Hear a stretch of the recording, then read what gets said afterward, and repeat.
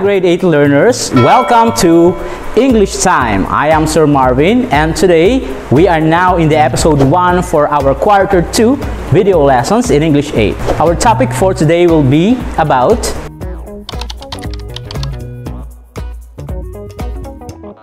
So before we proceed with our discussion, let us first have the objectives of today's lesson. After going through this module, you are expected to A. Differentiate the tables, graphs, and maps in terms of purpose in varied text types like expository text. B. Choose the most appropriate chart or graphs to illustrate the information. Let us first have this game. Are you familiar with this? This is called the pictogram game or the rebus puzzle game. Let me give you an example. So in this picture, we can see that there are two words, the stand and I. And we have the underline in between these two words. Now, all you need to do is just to depict the hidden meaning in this pictogram. For example, in this pictogram, the answer is, I understand. I understand means someone or you understand something. You can comprehend something that is presented to you. An idea, a concept, or a thought. Now, all you need to do is just to make sure that you get the hidden meaning of each of the photos to be presented. Are you ready? Let's go! Alright. Let's have the photo number 1. Depict the hidden meaning in this pictogram. Let me give you the timer. Okay. Do you know the answer? Correct. The answer is split personality. Logically, the reason why we answer split personality because we have the word personality and it has been splitted, right? It means that in real life you have not only one particular personality, but you can have one or two or many personalities. Alright, next let's have the photo number 2. Depict the hidden meaning in this pictogram. Your time starts now.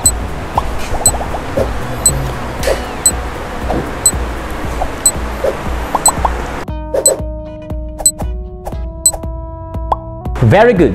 The answer is try to understand. Logically, the reason why we say try to understand is because the word try and the number 2 is under by the word stand. Try to is under by stand. So, try to understand. Very good. Next, let's have the next photo. Can you depict the meaning? Your time starts now.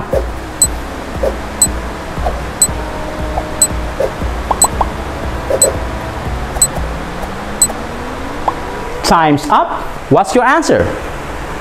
Correct. The answer is forgive and forget. So in real life, when we say forgive and forget, we tell someone that, oh, you forget that, you forgive him, right? It means that we want him or her to move on from something. For the last photo we have, can you guess the meaning of this photo?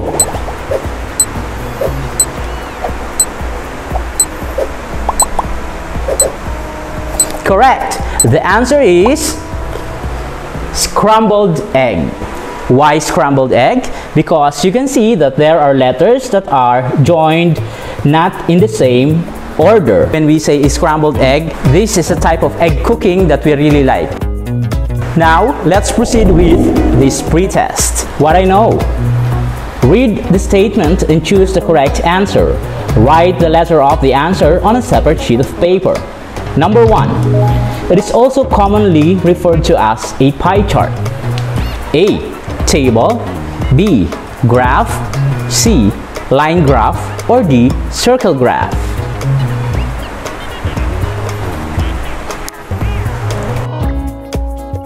Correct. The answer is letter D. It's circle graph. Next, let's have number 2. It is designed to present, inform, and explain the facts of the given topic. A. Literary. B. Expository. C. Descriptive, or D. Narrative? Correct. The answer is B. Expository. Number 3. It is a visual tool that represents data with the use of rectangular bars. A. Bar graph, B. Table, C. Line graph, or D. Concept map? Correct. The answer is A. Bar graph. Now let's proceed with number 4. It is a graphical tool that shows the relationships between the ideas or thoughts and helps to organize the information. The ideas are presented in circles or square connected by arrows. A. Concept map, B. Line graph, C. Expository, or D. Pictograph? You are correct. The answer is concept map. And for the last one, we have number 5. All the statements below are correct except A. Graphical tools are used to help readers understand the information. B. Some writers used illustrations to help readers interpret the ideas. C. It is important to use illustrations or graphs in an expository text to help students deepen their engagement with the material. Or letter D, using visual tools add confusion to the readers. And you are correct. The answer is D.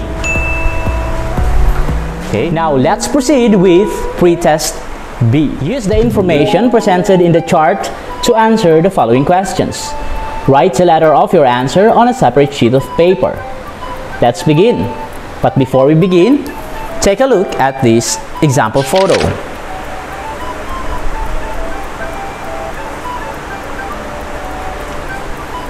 Okay, so now let's proceed with the questions.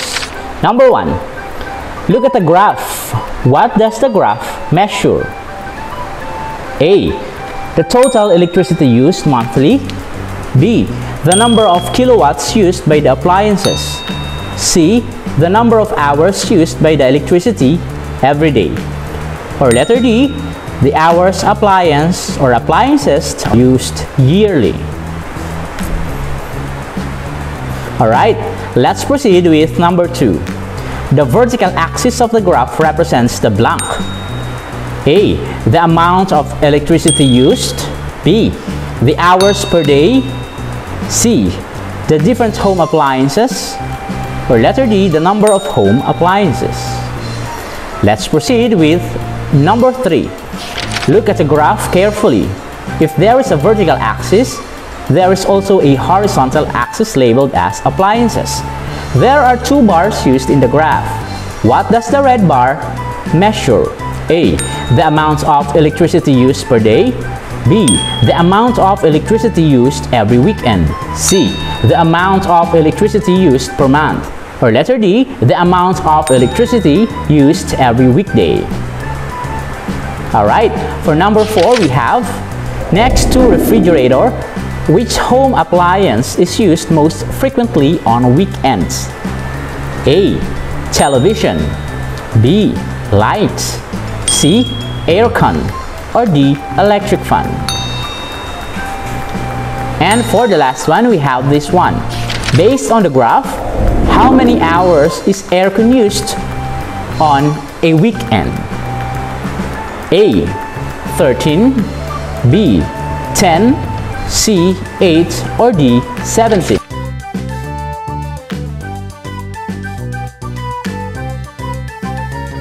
Now, can you tell me your score? What is your score? Good. Now, let's proceed.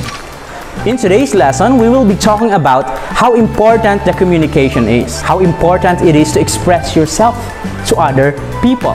When we say communication, it is the act of transferring information from one person to another, with or without the use of words. It helps people not only to express their ideas or thoughts and feelings or emotions, but also to understand the feelings of others. There are 2 types of communication: the verbal communication and the non-verbal communication. When we say verbal communication, it is a type of communication with the use of words and languages that may be spoken or written to communicate or to transfer message to the other person. When we say non-verbal communication, it is a type of communication that uses facial expression, gestures, eye contact, and even body postures to communicate with other people. Basically, when we say verbal communication, we use language. May that be written or oral, as long as we use our language or dialect, that is called verbal communication. So here are examples of verbal communications. Now, when we say non-verbal communication, we only use physical gestures, physical postures, right? And these are also ways on how you communicate or we communicate to other people. Alright? Now, do you know communication? Let's proceed. Now we will be talking about expository texts. Expository texts usually use graphics or visual tools not only to show the information and facts but also to help readers understand the concept presented.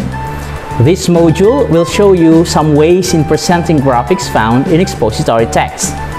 Right? Okay, so let's have this activity. Analyze the pictures below. What can you say about the given pictures? Write your answer on a separate sheet of paper. Okay, now these photos are important for us to organize ideas, right? For example, in pizza, you can say here that this photo or the pizza has varied flavors, right? How about in this one? We can say that the heartbeat varies or irregular. And this one, we can say that the groupings is organized through the use of colors and heights, right? And also this one, we can say that it is commonly used, right? And in this photo, we can say that a tree has beautiful leaves, a lot of leaves, and also has parts, right? Next, let's have the skyscrapers, right? They can or can't have the same height. Also, they have different colors. Okay, let's discover what do these pictures mean. We usually find this expository text in books, right? From elementary up to now, we were fond of reading books with tables, with graphs. Now, we can see illustrations, charts, graphs, and maps that are used not only to organize the information, but also to help the readers to understand the concept presented. The primary purpose of presentation, may that be oral, written, or visual, is communication. You can state your facts in a single, concise, and interesting manner. Isn't it true? And wouldn't it be nice if we will use graphs, charts, and other photos or illustrations in our reading? People or students can learn more when they see something, when they have this visualization.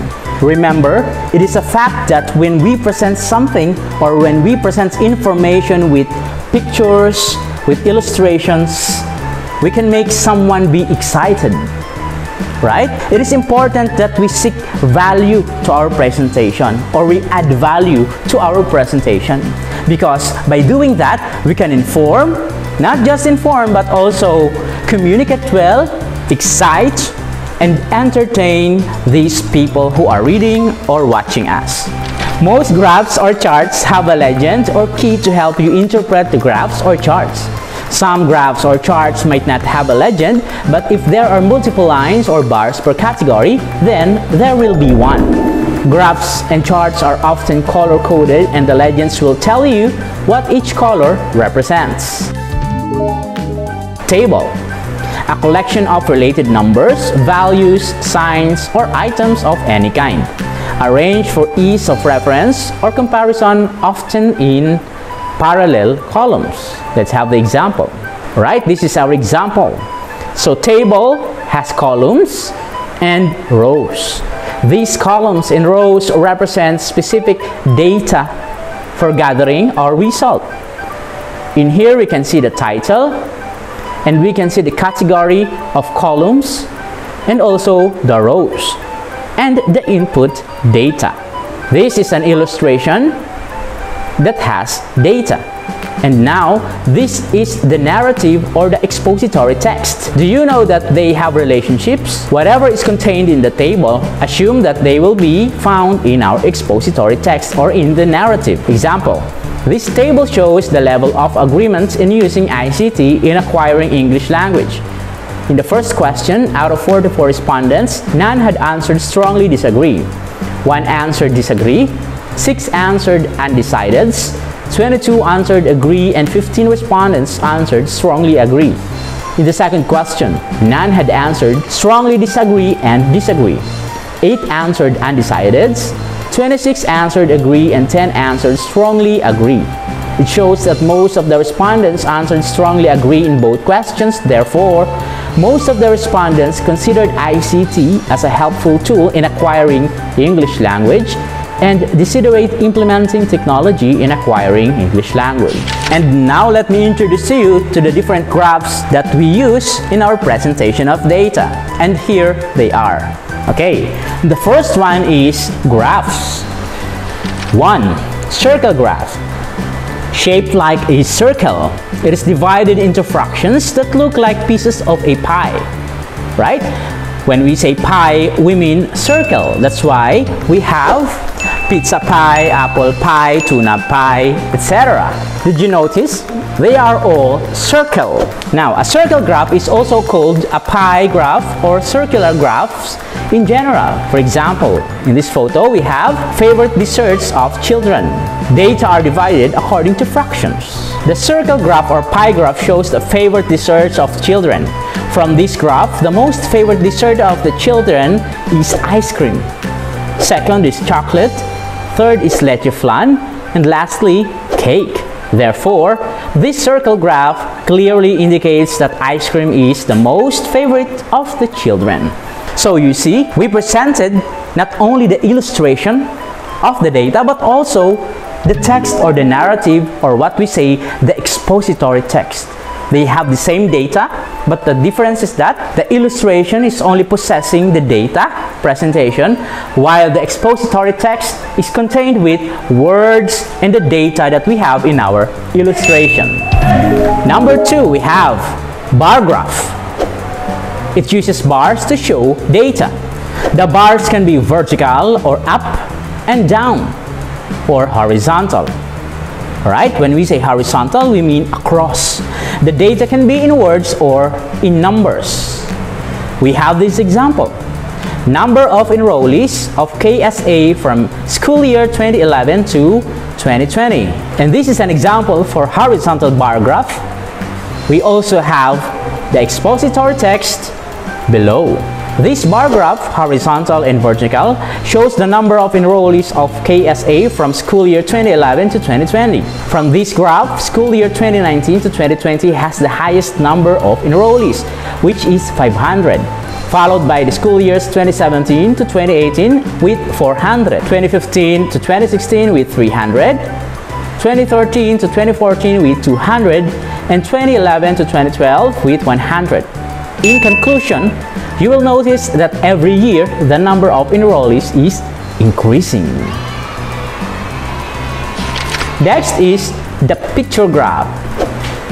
Uses pictures or symbols to show data. One picture often stands for more than one vote.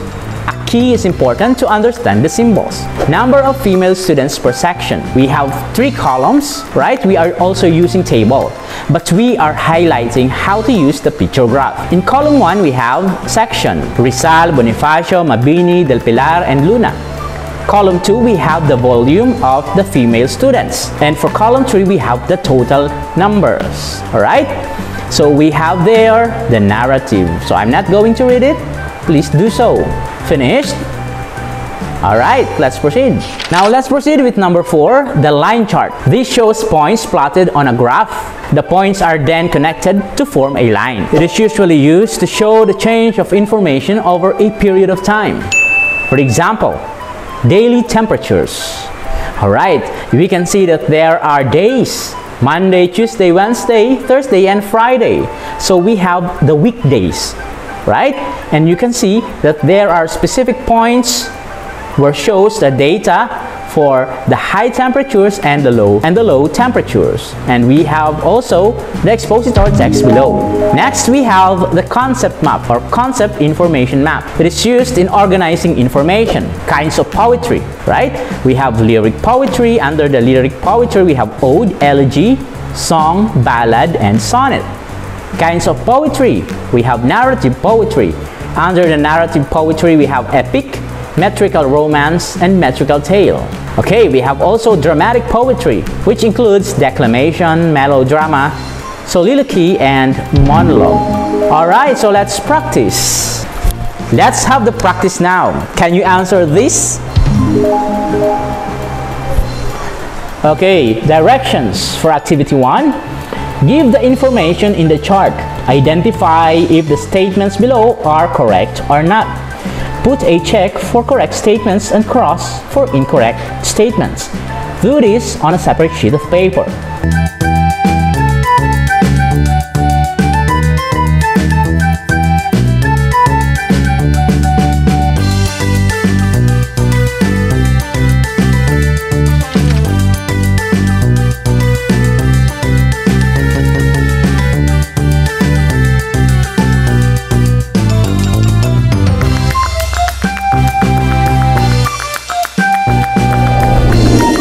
So remember, before we choose particular chart, particular graph, particular table, or if we want to use the map, we just think, is this suitable for my presentation of data? Can the reader or viewer like me can understand it? And that's how we choose the fitted or the suitable chart, graphs, and illustrations. So I hope that you have learned today. Thank you for being with me. Until next week for our episode 2 for this topic, I am Sir Marvin and thank you for being with me today.